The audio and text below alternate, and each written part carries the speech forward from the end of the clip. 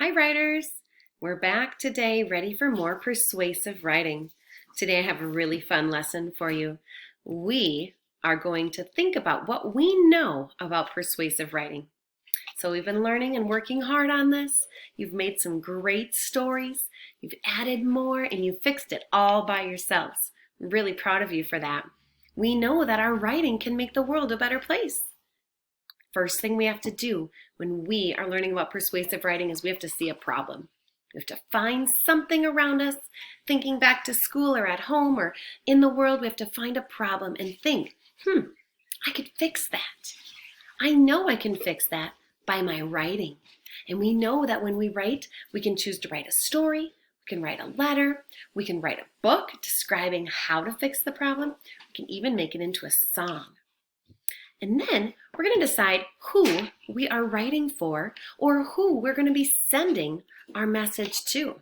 So today, when we are doing our persuasive writing, this pigeon is going to try to get us to do something. Do you remember this story? Yep.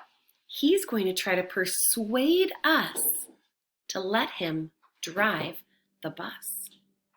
You ready to hear the story? Don't Let the Pigeon Drive the Bus by Mo Willems, one of our favorites. Oh, look, a thought bubble. He is thinking about driving the bus. Hi, I'm the bus driver. Listen, I gotta leave for a little while, so can you watch things for me until I get back? Thanks. Oh, and remember, don't let the pigeon drive the bus. Good pigeon. I never thought he'd leave.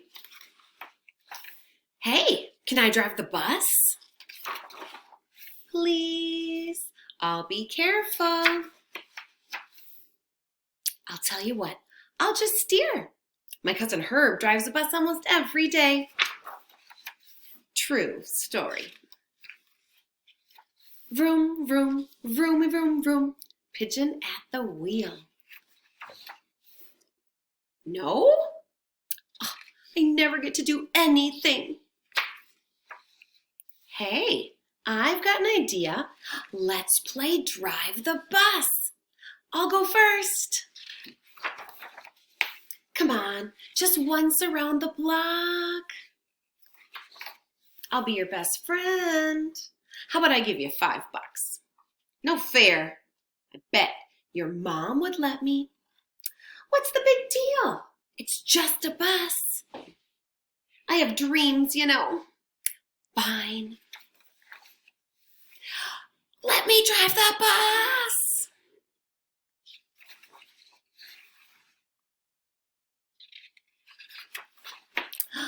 I'm back. You didn't let Pigeon drive the bus, did you? Oh, great. Thanks a lot. Uh-oh. Bye. Poor Pigeon. Hey.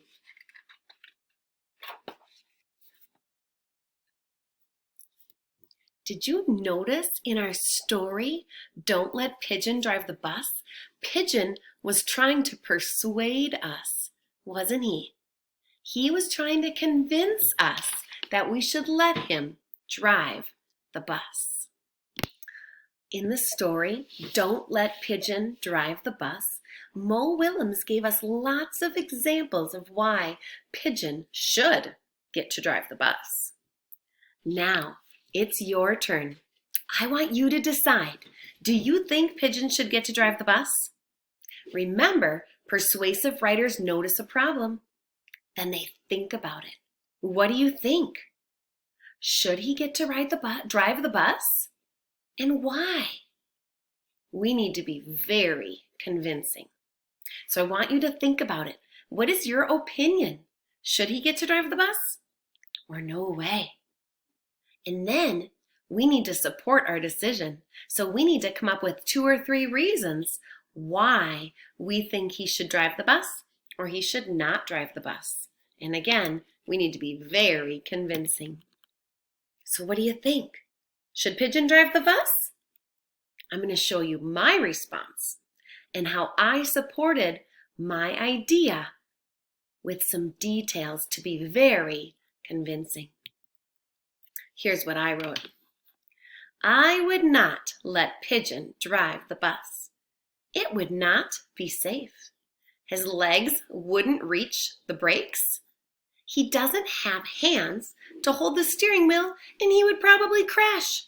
I would not let Pigeon drive the bus.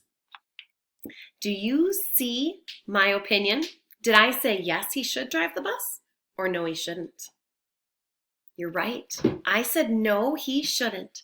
And that was my opinion, right? And then I gave some ideas about why. I don't think his legs could reach the brakes. He doesn't have any hands to hold the steering wheel. He just has wings. And I think if he couldn't steer, he would crash. So I would not want to ride with him if he was driving the bus. Now, it's your turn. Be very convincing about if you think the pigeon should drive the bus or not. Have fun.